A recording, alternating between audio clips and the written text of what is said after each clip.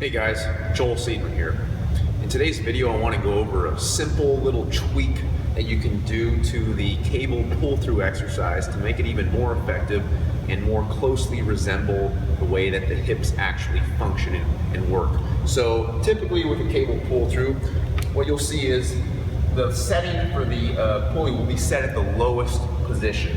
And there's nothing wrong with that, but if you watch this here, there's a little bit of a vertical component involved where the angle of the cable is pulling slightly down, but it's mainly pulling me horizontally, where it's pulling back, okay, so which is what we want.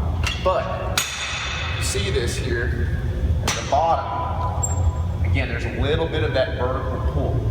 If we really want to take full advantage of this exercise, match up the anterior-posterior loading of how the hips actually function, okay, in terms of those horizontal force vectors forward to back.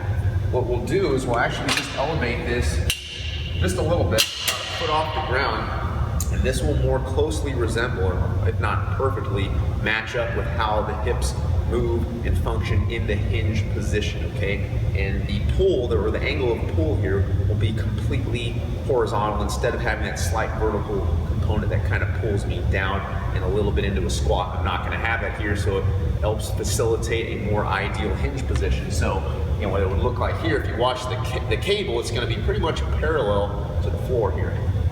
Okay, so right here, really can get a good hinge of the hips instead of having to pull me down a little bit if the load was coming from a lower position. So right there, get snap in the hips, driving back, rather than down and back. I can really let it pull me back and set those hips as far back as we can go to achieve optimal hinge mechanics. Squeeze, pause, stretch, pause. You need some good eccentric, isometric activation going on here.